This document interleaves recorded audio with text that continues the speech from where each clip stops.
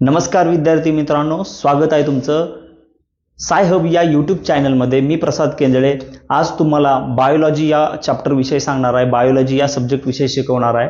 त्यातील आपला पहिला चॅप्टर घेणार आहोत, the living world. The living world हा चॅप्टर 4 कॅटेगरीजमध्ये किंवा 4 सब पॉइंट्समध्ये डिवाइड केलेला आहे. पहिला आहे व्हॉट इज लिव्हिंग, दुसरा आहे डायव्हर्सिटी इन लिव्हिंग वर्ल्ड, तिसरा आहे टॅक्सॉनॉमिकल कॅटेगरीज अँड चौथा पॉइंट आहे टॅक्सॉनॉमिकल एड्स. त्यातील आपण पहिला चॅप्टर बघणार आहोत, व्हॉट इज लिव्हिंग. म्हणजे पहिला पॉइंट बघणार आहोत, व्हॉट इज लिव्हिंग. हे ज्यावेळेस आपण स्टडी करणार आहोत व्हॉट इज लिव्हिंग, ओके, म्हणजे याचा स्टडी अगोदर कुणीतरी केलेला आहे. सायंटिस्ट असतील किंवा काही रिसर्चर्स असतील, काही स्टुडंट्स असतील, त्यांनी याच्याविषयी स्टडी केलेला आहे. आपल्याला त्याच्याविषयी अजून स्टडी करायचा आहे आणि आपल्या एक्झामच्या दृष्टिकोनातून आपल्याला पाहायचं आहे. तत्पूर्वी तुम्ही जर या चॅनलवरती नवीन असाल तर आपल्या चॅनलला सबस्क्राईब करायला विसरू नका आणि तुम्हाला जर व्हिडिओ आवडल्यास लाईक करा आणि शेअर करायला विसरू नका. तर चला तर विद्यार्थी मित्रांनो बघूयात व्हॉट इज लिव्हिंग. तत्पूर्वी व्हॉट इज लिव्हिंग ज्यावेळेस आपण स्टडी करतो त्यावेळेस आपल्याला खूप साऱ्या सायंटिस्टची नावं डोळ्यासमोर येतील. त्यातला पहिला सायंटिस्ट आहे डार्विन, ज्याने इव्होल्युशन कन्सेप्ट दिली. आणि त्यानंतर सायंटिस्ट आहे Ernst mayor, okay, Ernst mayor.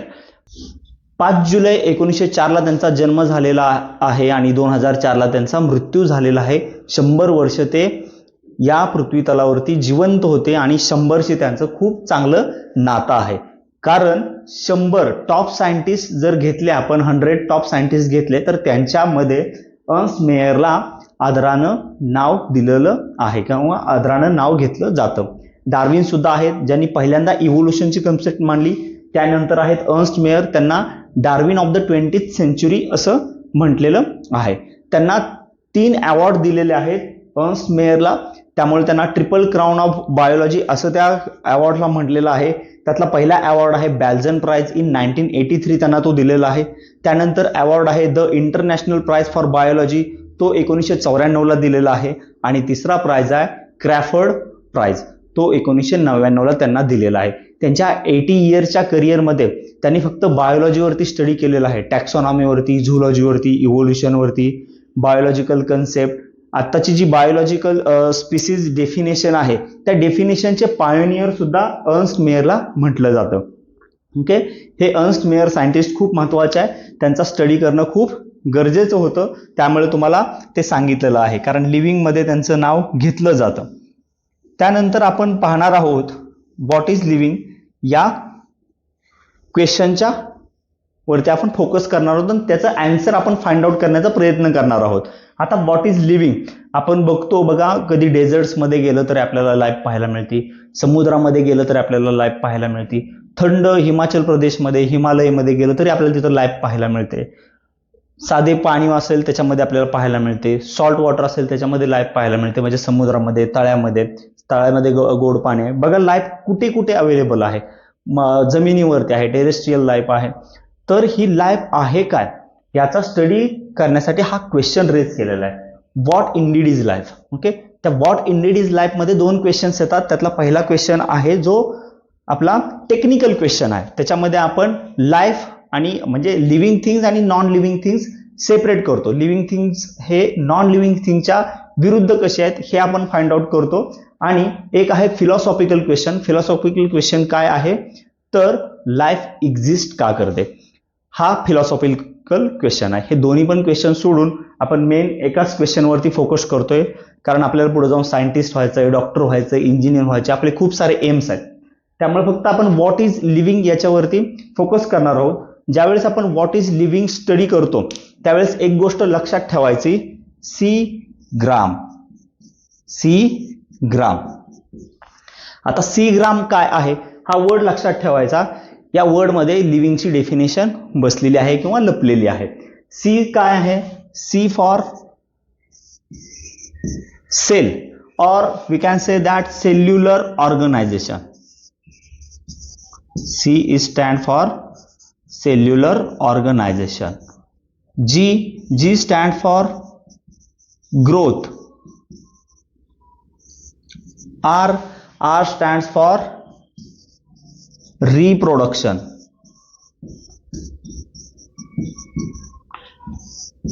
A stands for ability to sense, ability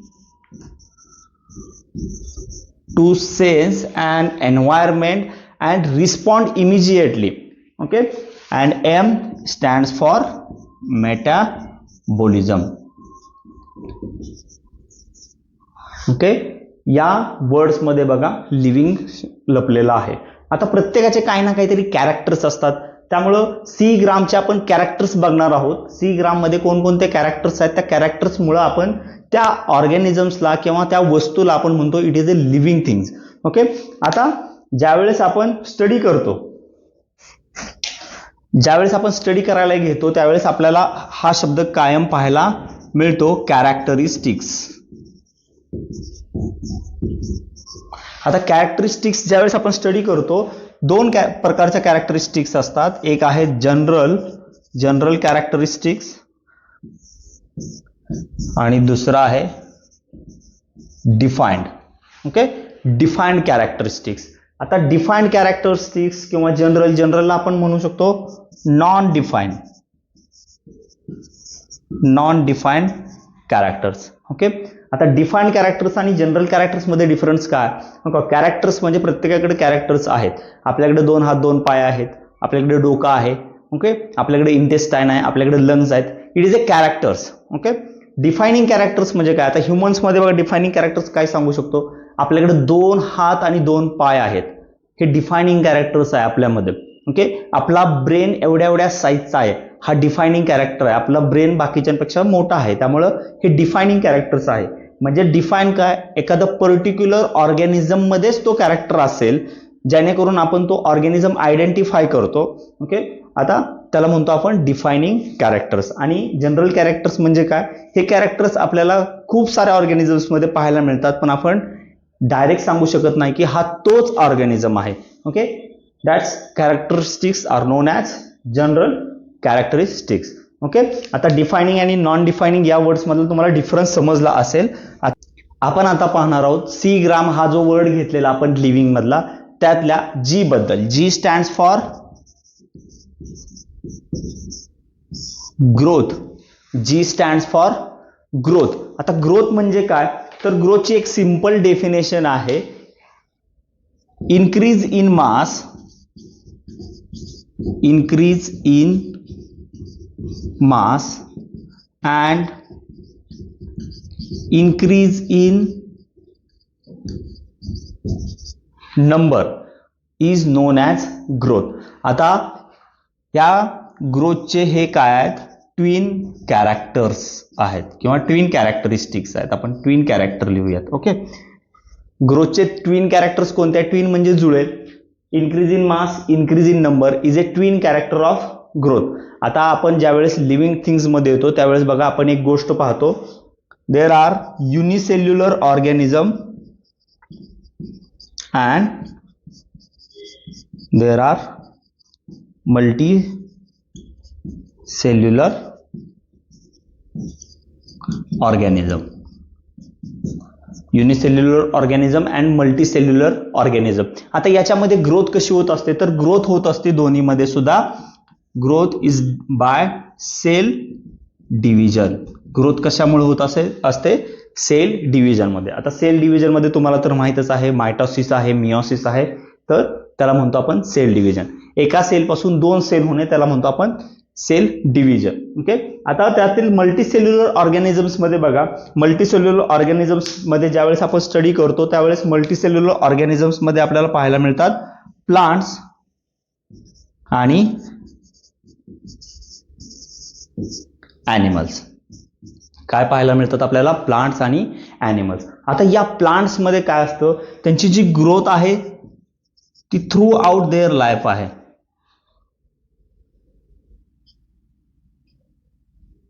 through out life आपल्याला ग्रोथ पाहायला मिळते. आणि ॲनिमलची आपल्याला ग्रोथ आहे, ती ग्रोथ आपल्याला सर्टन एज पर्यंत पाहायला मिळते. बघा, आपण वाढदिवस साजरा करत असतो, पण आपली वाढ ही ठराविक एज पर्यंत असते. तुम्हाला जर तुम्ही व्यवस्थित ऑब्झर्व करत असाल, वयाच्या 25-30 वयापर्यंत आपल्याला ग्रोथ पाहायला मिळते. त्यानंतर ग्रोथ आपली स्टॉप होऊन जाते.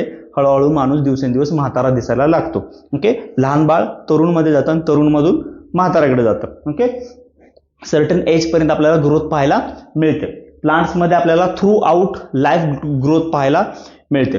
ओके, आता मायक्रोज मध्ये किंवा युनिसेल्युलर ऑर्गॅनिझम्स मध्ये आहेत बॅक्टेरियाज. ओके, इथं आपण ब्लॅक कलरनं लिहूयात, unicellular organisms like bacterias. Okay, बॅक्टेरियामध्ये ग्रोथ अँड डेव्हलपमेंट कशी आहे, त्यांची सेल डिव्हिजन म्हणजेच ग्रोथ आहे. त्यांची सेल डिवाइड होतात म्हणजेच त्यांचा नंबर इन्क्रीज होतो. ओके, म्हणजेच रिप्रोडक्शन आणि त्यांची ग्रोथ ही सेमच आहे. आपण त्यामध्ये जास्त डिफरन्स पाहू शकत नाही. बॅक्टेरियामध्ये बघा, सेल डिव्हिजन होतात. एका सेल पासून काय होतं आपल्याला पाहायला मिळतात, 2 सेल्स तयार झालेल्या पाहायला मिळतात. या 2 सेल पासून पुन्हा काय होतात, 4 बॅक्टेरिया तयार झालेले आपल्याला पाहायला मिळतात. ओके, इन्क्रीज इन नंबर झाला, एकाचे 2 झाले. ओके, एक सेलच्या 2 सेल झाले तर मास सुद्धा इन्क्रीज होतो. ओके, ही ग्रोथ पाहायला मिळते. ओके, हे झाले सगळे डिफायनिंग कॅरेक्टर्स ग्रोथचे. नॉट म्हणजे लाईफचे किंवा लिव्हिंग थिंगचे डिफायनिंग कॅरेक्टर्स झाले. पण ग्रोथ पहा, काही गोष्टींमध्ये ग्रोथ आपल्याला पाहायला मिळते जे नॉन लिव्हिंग्स आहेत. ते आपल्याला पाहायचे की ते कोण कोण आहेत.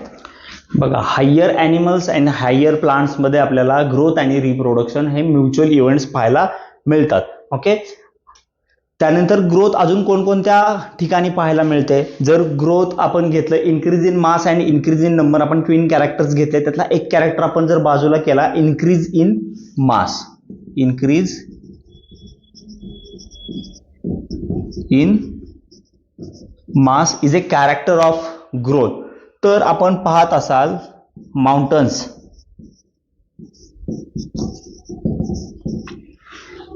आपल्याला बघा नॉन लिव्हिंग थिंग्स मध्ये सुद्धा ग्रोथ आपल्याला पाहायला मिळते. इन्क्रीज इन मास हे जर कॅरेक्टर घेतलं तर माउंटन्स मध्ये आपल्याला ग्रोथ पाहायला मिळते. त्यानंतर आहे बाउल्डर्स, याच्यामध्ये सुद्धा आपल्याला ग्रोथ पाहायला मिळते. त्यानंतर आहे सँड माउंट्स, याच्यामध्ये सुद्धा ग्रोथ पाहायला मिळते. काय होतं बघा, सँड माउंट्स जर आपण पाहिलं, इकडून जर जोरात हवा चालू असेल तर इथली वाळू काय होते, इथली वाळू आहे ती इथून मुवमेंट करते आणि या ठिकाणी स्टे करते. त्यामुळे ह्याचं काय होतं, इन्क्रीज इन मास होतं. आता इन्क्रीज इन मास आहे हे काय होतंय, आउटसाइड नव्हतंय, सरफेसवरती ॲक्युम्युलेशन होते पार्टिकलचं आणि मास काय होतंय, इन्क्रीज होतंय. आपण लिव्हिंग थिंग्स मध्ये जर पाहिलं, इन्क्रीज इन मास हे इनसाइडहून होतंय. ओके, आतून सेल डिवाइड होत आहेत आणि मास इन्क्रीज होतंय. इथून आतून सेल वगैरे तसली काही गोष्ट नाहीये, फक्त सरफेसवरती ॲक्युम्युलेशन झाल्यामुळे आपल्याला तिथं ग्रोथ पाहायला मिळते. जसं तुम्ही बघत असाल हिमालयमध्ये बघा, बर्फ वरून जर पडला तर हिमालयाची ग्रोथ आपल्याला पाहायला मिळते. थोडीशी उंची वाढलेली दिसते. बर्फ पडला थोडीशी उंची वाढते. ओके, ती ग्रोथ आहे का, नाही. Okay, it is. त्यामुळे ग्रोथला काय म्हणतात, growth is a non defining character of living things. कारण ग्रोथ आपल्याला non living and living things मध्ये पाहायला मिळते. त्यामुळे आपण ग्रोथला काय म्हणतो, growth is a non defining character. लक्षात ठेवा, क्वेश्चन विचारला जातो. तर व्हॉट इज लिव्हिंग मधला आपण सी ग्राम वर्ड पाहिला होता, त्यातील जी आपण पाहिलेला आहे. आता नेक्स्ट आपण पाहूयात आर बद्दल. R stands for reproduction. Reproduction म्हणजे काय, रिप्रोडक्शन म्हणजे काय होतं, 2 ऑर्गॅनिझम्स एकत्र येतात आणि त्यांच्यापासून एक नवीन ऑर्गॅनिझम्स तयार होतं. म्हणजेच काय होतं रिप्रोडक्शन मध्ये काय होतं, प्रोडक्शन ऑफ प्रोजेनी. त्याला काय म्हणतो, production of progeny.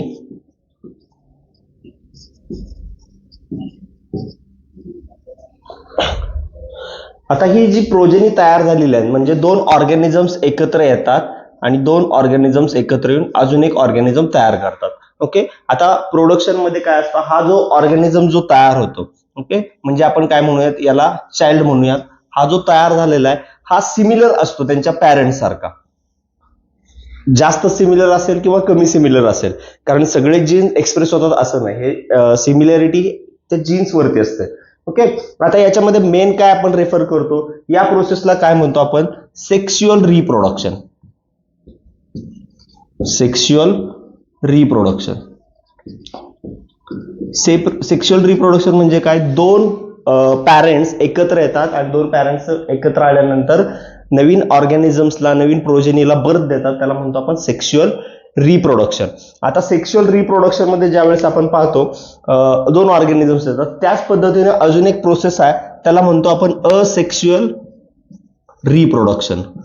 Asexual reproduction. आता याच्यामध्ये सेक्शुअल रिप्रोडक्शन मध्ये काय पाहिलं होतं, there are two parents. Asexual reproduction म्हणजे काय, सिंगल पॅरेंट. सिंगल पॅरेंट असतात. असेक्शुअल रिप्रोडक्शन मध्ये जर आपण पाहिलं तर आपल्याला एक्झाम्पल मध्ये माहित आहे, देयर इज ए फंजाय. फंजाय मध्ये आपल्याला माहिती आहे असेक्शुअल स्पोर्स असतात. कोणते स्पोर्स असतात, there is a asexual spores. फंजाच्या खूप व्हरायटीज आहेत, खूप स्पीसीज आहेत, त्याच्यामध्ये असेक्शुअल स्पोर्स असतात, म्हणजे सिंगल पॅरेंट पासून सिंगल प्रोजेनी तयार होते, असेक्शुअल स्पोर्स असतात. आता काही ऑर्गॅनिझम्स आपल्याला माहिती आहेत, जसं की ईस्ट अँड हायड्रा.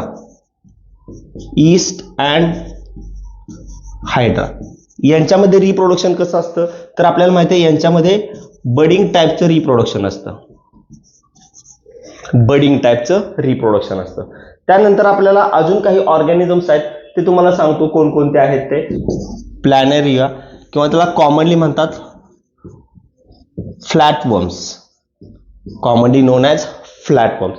याच्यामध्ये काय सांगितलं, there is a true regeneration. True regeneration. समजा एक ऑर्गॅनिझम आहे, ओके, हा याचा एवढा पार्ट कट झालेला, एवढा पार्ट सेपरेट झाला, तर हा एवढाच पार्ट काय करतो, नवीन ऑर्गॅनिझम्स तयार करतो. न्यू ऑर्गॅनिझम्स या कट झालेल्या पार्ट पासून तयार होतो, त्याला म्हणतो ट्रू रिजनरेशन. प्लॅनरी सारख्या ऑर्गॅनिझम्स मध्ये आपल्याला पाहायला मिळतं. प्लॅनरिया हे ऑर्गॅनिझम आहे, फ्लॅटवर्म आहे, ओके, त्याचा एखादा पोर्शन कट झाला तर त्याच्यापासून नवीन ऑर्गॅनिझम तयार होतो, थोड्याशा कट झालेल्या पार्ट पासून. त्यासारखंच काही अल्गी आहेत, काही फंजाय आहेत, अल्गी आहेत, फंजाय आहेत, त्याच्यामध्ये सुद्धा काय होतं बघा, फ्रॅगमेंटेशन नावाची एक प्रोसेस आहे. फ्रॅगमेंटेशन प्रोसेस मध्ये काय होत असतं, तर देयर इज ए फ्रॅगमेंटेशन, म्हणजे फिलामेंटस ऑर्गॅनिझम्स असतात, ते ब्रेक होतात आणि ब्रेक झालेल्या पार्ट पासून पुन्हा नवीन ऑर्गॅनिझम तयार होतं. ही प्रोसेस आहे रिप्रोडक्शन मध्ये. ओके, आता याच्या व्यतिरिक्त काही युनिसेल्युलर ऑर्गॅनिझम्स असतात. कोणते ऑर्गॅनिझम्स, युनिसेल्युलर ऑर्गॅनिझम्स. आता युनिसेल्युलर ऑर्गॅनिझम्स मध्ये काय असतं, तर आपण ग्रोथ पाहिलेला आहे आताच, तर growth is equal to reproduction. Growth is equal to reproduction synonymous आहेत, म्हणजे नंबर सुद्धा इन्क्रीज होतोय आणि नंबर सुद्धा इन्क्रीज होतोय, म्हणजे सेल मास इन्क्रीज होतोय, त्याच्यासोबत त्यांचं रिप्रोडक्शन सुद्धा होतं. एका ऑर्गॅनिझम्स पासून दुसरा ऑर्गॅनिझम तयार होतोय. ते युनिसेल्युलर ऑर्गॅनिझम्स मध्ये मेनली आपण बॅक्टेरियाज मध्ये पाहतो की 20 मिनिटांमध्ये एका बॅक्टेरियापासून दुसरा बॅक्टेरिया तयार होतो, 30 मिनिटांमध्ये तयार होतो. हे प्रोसेस आहेत. त्यानंतर बघा काही ऑर्गॅनिझम्स असे आहेत, जसे की एक्झाम्पल मध्ये लिहितो, म्यूल्स आपल्याला माहित आहेत, म्यूल्स. देन स्टराईल वर्कर बीज आणि ह्युमन्स मध्ये स्टराईल कपल्स. म्यूल्स आहेत, स्टराईल वर्कर बीज आहेत आणि स्टराईल कपल्स आहेत. यांच्यामध्ये रिप्रोडक्शन होत नाही, यांच्यामधून ऑर्गॅनिझम्स तयार होत नाही. जसं की आपल्याला एक माहित आहे, तुम्हाला एक एक्झाम्पल सांगतो. लायगर एक आहे, टायगर आणि लायन यांचं कॉम्बिनेशन करून तयार केलेलं आहे लायगर.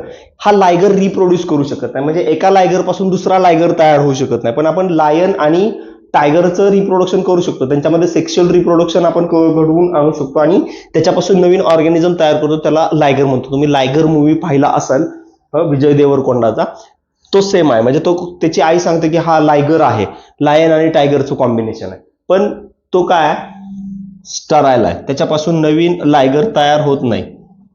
तुम्ही खेचर पाहिलेलं असेल, घोडा आणि गाढवाचं क्रॉस असतं, ते खेचर सुद्धा रिप्रोड्यूस करू शकत नाही. म्हणजे आपण सेम फॅमिली मधल्या ऑर्गॅनिझम मध्ये रिप्रोडक्शन करू शकतो, त्यांच्यापासून ऑर्गॅनिझम्स तयार करू शकतो, पण ते ऑर्गॅनिझम्स कसे तयार होतात, स्टराईल तयार होतात. त्यामुळं काय होतं, हे जर दोन पॉइंट्स पकडले तर आपण रिप्रोडक्शनला काय म्हणतो, it is a non defining character. Reproduction is a non defining character, हे लक्षात ठेवायचं. रिप्रोडक्शन नॉन डिफायनिंग कॅरेक्टर्स आहेत. नॉन लिव्हिंग थिंग्स जे आहेत ते रिप्रोडक्शन करू शकत नाहीत. म्हणजे हा बोर्ड जर घेतला, हा रिप्रोड्यूस करू शकतो का, नाही करू शकत. हा पेन रिप्रोड्यूस करू शकतो का, रिप्रोडक्शन करू शकतो, तर नाही करू शकत. म्हणजे हा एक आहे, नॉन लिव्हिंग मध्ये रिप्रोडक्शन होत नाही, पण काही लिव्हिंग ऑर्गॅनिझम सुद्धा आहेत जे रिप्रोडक्शन करू शकत नाही. जसं की mules, sterile worker bee, sterile couples, हा लायगर मध्ये एक एक्झाम्पल सांगितलेलं ते एक आहे. त्याच्यानंतर काय तर मेटाबॉलिझम. आपला सी ग्राम हा वर्ड होता, आपण सी ग्राम मधला जी पाहिलेला आहे, आर पाहिलेला आहे, रिप्रोडक्शन पाहिलेलं आहे. त्याच्यानंतर आपल्याला पाहायचं आहे आता सी ग्राम मधला आपण काय पाहतोय, M. M M stands for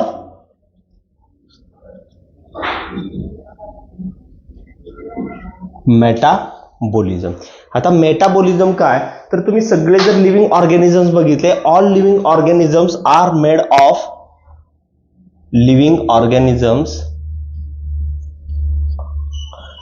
of chemicals. आता हे केमिकल्स कसे असतात, केमिकलची साईज बिग असू शकते, केमिकलची साईज स्मॉल असू शकते, केमिकलचे वेगवेगळे क्लास आहेत, केमिकलचे वेगवेगळे फंक्शन्स आहेत. ओके, आणि हे केमिकल्स कंटिन्युअसली बॉडीमध्ये काय असतात, बनत असतात. म्हणजे constantly made and converted. Okay, आता फोटोसिंथेसिस आपल्याला माहिती आहे. फोटोसिंथेसिस मध्ये काय होत असतं, फोटोसिंथेसिस मध्ये आपल्याला माहिती आहे ग्लुकोज तयार होत असतं. इथं जर लिहिलं फोटोसिंथेसिस मध्ये आपल्याला माहिती आहे डी ग्लुकोज तयार होतं. कोणतं ग्लुकोज तयार होतं तर डी ग्लुकोज तयार होतं, आणि या ग्लुकोजचं ग्लायकॉलिसिस होऊन आपल्याला काय मिळतं, पायरुवेट मिळतं. कोणती प्रोसेस सांगितली, इट इज ए ग्लायकॉलिसिस. म्हणजे ही एक केमिकल रिॲक्शन आहे, ग्लुकोजचं कन्व्हर्जन पायरुवेट मध्ये होतं, ग्लायकॉलिसिस प्रोसेस आहे.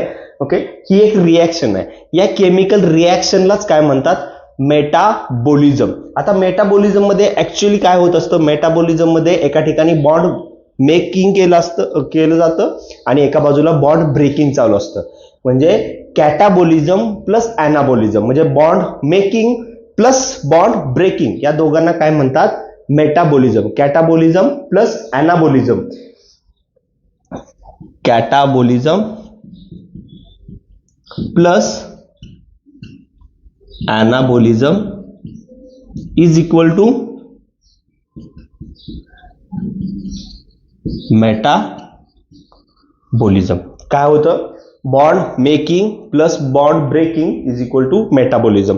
आता या मेटाबॉलिझम मध्ये आपल्याला भरपूर काही माहित आहे.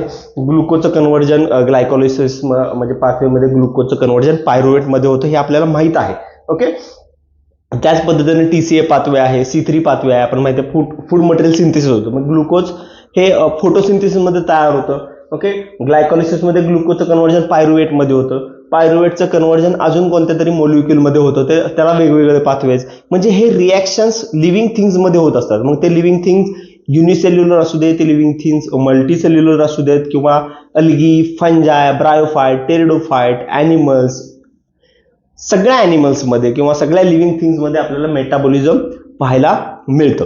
आता याच्या व्यतिरिक्त बघा काही रिॲक्शन्स आहे आपण याच्यामध्ये करत असतो, टेस्ट ट्यूब. काही रिॲक्शन आपण टेस्ट ट्यूब मध्ये करू शकतो. म्हणजे लिव्हिंग थिंग्स आहे का टेस्ट ट्यूब नाही, पण त्याच्यामध्ये आपण ती रिॲक्शन घडवून आणतो. पण ही रिॲक्शन करण्यासाठी आपण त्याला सुटेबल एन्व्हायरमेंट प्रोव्हाइड करतो. त्या एन्व्हायरमेंटला किंवा ह्या रिॲक्शन्सला आपण इन व्हिट्रो म्हणतो. टेस्ट ट्यूब मध्ये ज्या काही आपण रिॲक्शन्स करतो, ओके, ह्या लिव्हिंग रिॲक्शन्स आहेत. मेटाबॉलिझम या लिव्हिंग रिॲक्शन्स आहेत, पण ते नॉन लिव्हिंग थिंग्समध्ये आपण करू शकतो त्याला सुटेबल एन्व्हायरमेंट प्रोव्हाइड करून. म्हणजे जसं आपल्या बॉडीमध्ये एन्व्हायरमेंट आहे, सुटेबल टेम्परेचर आपण प्रोव्हाइड करतो त्या रिॲक्शनसाठी, सुटेबल ह्युमिडिटी आपण प्रोव्हाइड करतो, किती वॉटर पाहिजे ते प्रोव्हाइड करतो, आणि मग ती रिॲक्शन तिथं कॅरी आउट केली जाते. टेम्परेचर किती पाहिजे, किती वेळ त्याला. बघा तुम्हाला जेवण केल्यानंतर गरम होतं, का होतं तर तुमच्या बॉडीमध्ये मेटाबॉलिझम स्टार्ट होतं. मेटाबॉलिझम स्टार्ट होतं म्हणजे काय, तुम्ही जे काही जेवण केलेलं आहे त्याचं ब्रेकडाऊन स्टार्ट होतं आणि तुम्ही जे काही जेवलेलं आहे त्याचं कन्व्हर्जन दुसऱ्या मॉलिक्युलमध्ये केलं जातं आणि ते ऍब्सॉर्ब केलं जातं आणि बॉडीला प्रोव्हाइड केलं जातं. त्यामुळं मेटाबॉलिझम याला काय म्हणतो आपण, metabolism is a defining character. म्हणजे ज्या बॉडीमध्ये आपल्याला मेटाबॉलिझम पाहायला मिळतं किंवा केमिकल रिॲक्शन्स पाहायला मिळते, ती बॉडी ही लिव्हिंग थिंग्स असते. ओके, हे लक्षात ठेवायचं. त्यानंतर दुसरा आहे सी ग्राम मधला, आपण जी पाहिलेला आहे, आर पाहिलेला आहे, एम पाहिलेला आहे. आता आपण पाहतोय A. A stands for ability to sense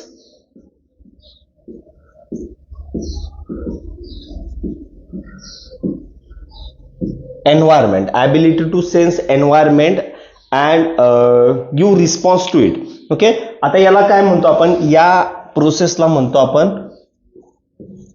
consciousness. या प्रोसेसला म्हणतो आपण कॉन्शियसनेस. आणि कॉन्शियसनेस सोबत अजून एक आहे सेल्फ कॉन्शियसनेस. सेल्फ कॉन्शियसनेस जे आपल्याला फक्त ह्युमन बिईंग्स मध्ये पाहायला मिळतं. सेल्फ कॉन्शियसनेस आपल्याला काय पाहायला मिळतं, फक्त ह्युमन बिईंग्स मध्ये पाहायला मिळतं. कॉन्शियसनेस आपल्याला सगळ्या ऑर्गॅनिझम्स मध्ये पाहायला मिळतं. म्हणजे युनिसेल्युलर असू द्या, मल्टीसेल्युलर असू द्या, अल्गी, फंजाय, बॅक्टेरियाज, काहीही असू द्या, त्याच्यामध्ये आपल्याला कॉन्शियसनेस म्हणजे ability to sense environment and give response to it, suitable response. बघा आपल्याला गरम झालं तर आपण काय करतो, फॅन चालू करतो, आपण रिस्पॉन्स देतो काहीतरी, बाबा गरम होतंय, ओके, थंड पाणी प्या वगैरे. आपल्याला समजतं की बाबा हीट वाढलेली आहे, थंडी वाजायला लागली हिवाळ्यामध्ये, की आपण काय करतो, स्वेटर घालतोय. म्हणजे आपण काय करतो, एन्व्हायरमेंटला रिस्पॉन्स देतोय. तसंच बॅक्टेरियाज आहेत. बघा कोविडमध्ये आपण कोविड सांगत होते गरम पाणी प्या, का तर कोविड गरम पाणीमध्ये सर्व्हाइव्ह करत नाही म्हणून गरम पाणी प्या. म्हणजे कोविड हा काय होता, एक व्हायरस होता, तो सुद्धा लिव्हिंग थिंग्स आहे, तो सुद्धा गरम पाण्याला रिस्पॉन्स करतो, की त्याला माहिती आहे हॉट स्प्रिंगमध्ये किंवा गरम पाण्यामध्ये आपल्याला सर्व्हाइव्ह करायचं नाहीये. ओके, असे बॅक्टेरियाज आहेत जे एन्व्हायरमेंटला सेन्स करतात आणि रिस्पॉन्स देतात. म्हणजे हा रिस्पॉन्स कसा असू शकतो, इट इज फिजिकल, केमिकल और बायोलॉजिकल रिस्पॉन्स. रिस्पॉन्स कसा असतो, फिजिकल असतो, केमिकल असतो किंवा बायोलॉजिकल असतो. मग मेटाबॉलिझम मध्ये आपल्याला म्हणजे दिवाळीमध्ये जास्त ग्लुकोज खा म्हणतात, कारण दिवाळी थंडीत येते, थंडीमध्ये जास्त एनर्जी लागते. म्हणजे बायोलॉजिकल प्रोसेस आहे किंवा केमिकल प्रोसेस आहे, त्याच्यासाठी आपण एनर्जी प्रोव्हाइड करत असतो. त्यानंतर आपल्याला सांगतात श्रावणमध्ये जास्त हेवी खाऊ नका, का तर आपली मेटाबॉलिझम प्रोसेस असते ती स्लो असते, त्यामुळे लाईटली जेवण करायचं असतं. ह्या सगळ्या प्रोसेस आहेत ज्या आपल्याला लक्षात ठेवायच्या आहेत. आता बघा हे झालं ॲनिमल्स बद्दल. प्लांट्स कसे रिस्पॉन्स देत असतील बरं, आपल्याला प्रश्न पडला, प्लांट्स कसे रिस्पॉन्स देतात. प्लांट्स बघा लाईटला रिस्पॉन्स करत असतात, प्लांट्स टेम्परेचरला रिस्पॉन्स करतात, प्लांट स्ट्रेसला रिस्पॉन्स करतात. म्हणजे जो काही स्ट्रेस असेल, आता हे सगळं स्ट्रेसमध्ये आहेत, ओके, म्हणजे वॉटर स्ट्रेस असेल, पाणी जास्त असणं किंवा पाणी कमी असणं, हे दोन्ही सुद्धा कंडिशन्स काय वॉटर स्ट्रेस कंडिशन्स आहेत. टेम्परेचर हाय असणं स्ट्रेस कंडिशन आहे, टेम्परेचर लो असणं स्ट्रेस कंडिशन आहे.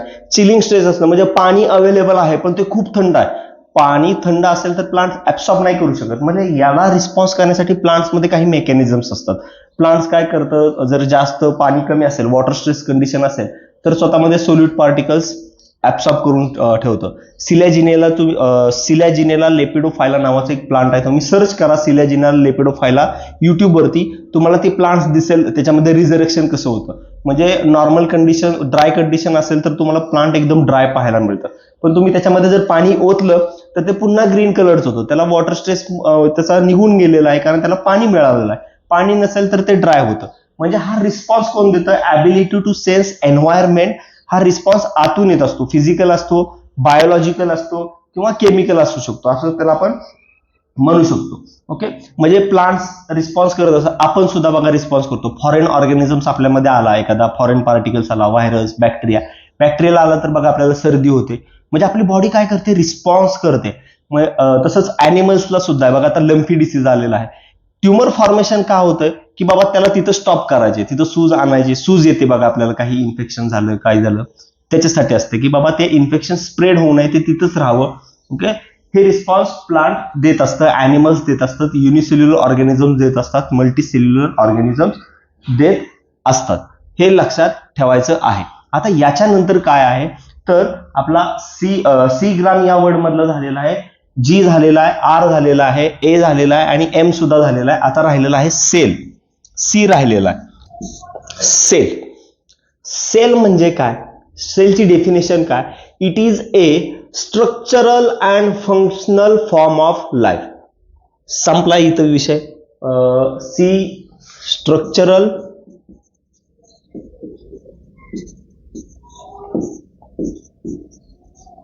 And functional unit of life. संपलं, म्हणजे या डेफिनेशन मध्ये सेलचं संपलं. म्हणजे सेल सुद्धा काय, एक डिफायनिंग कॅरेक्टर आहे. ओके, आता आपण पाहिलेलं कॉन्शियसनेस किंवा ॲबिलिटी टू सेन्स एन्व्हायरमेंट, हे सुद्धा काय डिफायनिंग कॅरेक्टर आहे. का डिफायनिंग कॅरेक्टर आहे, हे आपल्याला फक्त लिव्हिंग थिंग्स मध्येच पाहायला मिळतं. ज्यांच्याकडे सेन्स नाहीये त्याला आपण नॉन लिव्हिंग म्हणून टाकतो. पण आता त्याच्यामध्ये सुद्धा काही एक्झाम्पल्स आहेत जे मी तुम्हाला आता सांगणार आहे. त्या एक्झाम्पल्स मध्ये महत्वाचं एक्झाम्पल्स कोणतं आहे तर कोमा पेशंट. कोमामध्ये गेलेला पेशंट म्हणजे तो मशिनरीवरती जिवंत असतो, त्याचे लंग्स किंवा त्याचं ब्रेन हे मशीनवरती काम करतं. ओके, म्हणजे मशीननं रिप्लेस केलेलं असतं कोमा पेशंट. त्याला सेन्स होत नसतं पण तो लिव्हिंग आहे असं म्हणतो आपण. म्हणजे हा जो कॉन्शियसनेस आहे हा टेक्निकली कॉम्प्लिकेटेड वर्ड आहे. कॉन्शियसनेस किंवा ability to sense environment. Coma patient आहे हा एक झाला. त्यानंतर आहे ब्रेन डेड पेशंट, त्याचा ब्रेनच काम करत नाही. ओके, म्हणजे हा टेक्निकली आपलं एक्सप्लेनेशन करण्यासाठी हा खूप कॉम्प्लिकेटेड वर्ड आहे, कॉन्शियसनेस किंवा ability to sense environment. Okay, आता आपण काय काय पाहिलेलं आहे, आपला सी ग्राम हा वर्ड आपण पाहिलेला आहे. जस्ट आपण फास्टली रिवाइज करूया. आपण ग्रोथ मध्ये किंवा लिव्हिंग मध्ये काय पाहिलेलं होतं, सेंटरला लिहा लिव्हिंग. ओके, लिव्हिंग मध्ये आपण हा वर्ड पाहिला होता सी ग्राम, बरोबर. सी ग्राम हा वर्ड पाहिलेला होता. आता सी ग्राम मध्ये काय होतं, सेल डिफायनिंग कॅरेक्टर आहे. त्यानंतर पाहिलं आपण ग्रोथ. आता ग्रोथ मध्ये आपण काय पाहिलं होतं, ग्रोथ मध्ये प्लांट्स आहेत, बरोबर. त्यानंतर ॲनिमल्स आहेत ज्याच्यामध्ये ग्रोथ होत असते. त्यानंतर मायक्रोब्स आहेत त्याच्यामध्ये ग्रोथ होत असते. म्हणजे हे लिव्हिंग्स आहेत सगळे. पण नॉन लिव्हिंग थिंग्स पण आहेत की ज्याच्यामध्ये आपण पाहिलं माउंटन्स, बॉल्डर्स, सँड माउंट्स, याच्यामध्ये सुद्धा ग्रोथ होत असते. आता याच्यामधली जी ग्रोथ आहे, जे वरती आपण पाहिलं प्लांट्स, ॲनिमल्स अँड मायक्रोब्स, याच्यामधली जी ग्रोथ आहे ती कशी आहे रे, आतून आहे. ओके, म्हणजे त्याला आपण इंटरनल ग्रोथ म्हणू शकतो. म्हणजे इंटरनल सेल डिव्हिजन वगैरे होत असतं. आणि याच्यामधली जी ग्रोथ आहे ती एक्सटर्नल आहे. External it means ॲक्युम्युलेशन. So growth is a non defining character. Growth काय आहे, it is a non defining character. Growth is a non defining character. त्यानंतर आपण पाहिलं रिप्रोडक्शन. सेल तर डिफायनिंग आहे. आता रिप्रोडक्शन मध्ये आपण सेम पाहिलं, प्लांट्स पाहिले, ॲनिमल्स पाहिले, मायक्रोब्स पाहिले, म्हणजे हे लिव्हिंग्स आहेत. आणि अजून काय पाहिले आपण त्याच्या व्यतिरिक्त, स्टराईल ऑर्गॅनिझम्स पाहिले. त्याच्यामध्ये स्टराईल वर्कर बीज होत्या, स्टराईल कपल्स होते, ह्युमन कपल्स होते आणि म्यूल्स होते जे रिप्रोड्यूस करू शकत नव्हते. त्यामुळे हे सुद्धा काय झालं, it is a non defining character. Reproduction मध्ये आपण पाहिलं की एक प्रोजेनी असतो तो लेस सिमिलर किंवा जास्त मोर सिमिलर असतो त्याच्या पॅरेंट सारखा. ओके. त्यानंतर दुसरा वर्ड पाहिला आपण ॲबिलिटी टू सेन्स एन्व्हायरमेंट. त्याला आपण शॉर्ट मध्ये काय सांगितलं आहे, कॉन्शियसनेस. कॉन्शियसनेस. आता कॉन्शियसनेस मध्ये आपण हे सुद्धा डिफायनिंग कॅरेक्टर आपण सांगितलं की सगळ्या ऑर्गॅनिझम्स मध्ये म्हणजे प्लांट्स, ॲनिमल्स, ओके, मायक्रोब्स, या सगळ्यामध्ये तो सेन्स असतो. ओके. त्यानंतर आपण पाहिलं मेटाबॉलिझम. मेटाबॉलिझम हा सुद्धा काय सांगितलं आपण, it is A defining character. हे सुद्धा काय डिफायनिंग आहे. मेटाबॉलिझम म्हणजे chemical reaction, glycolysis, TCA, pentose pyruvate phosphate pathway, HMP वगैरे जे काही पाथवेज आहेत प्लांट्समध्ये होत असतात, ॲनिमल्समध्ये होत असतात, मायक्रोजमध्ये होत असतात, ते सगळं. ओके. हा C ग्राम आपण पाहिलेला आहे ज्याच्यामध्ये हे कॅरेक्टर्स प्रेझेंट असतात, त्यांना म्हणतो आपण living thing. What is living हा आपला क्वेश्चन संपलेला आहे. तुम्हाला जर हा व्हॉट इज लिव्हिंग हा चॅप्टर जर आवडला असेल तर आपल्या चॅनलला लाईक करा, आपल्या या व्हिडिओला लाईक करा, चॅनलला सबस्क्राईब करा आणि व्हिडिओला शेअर करायला विसरू नका. थँक्यू.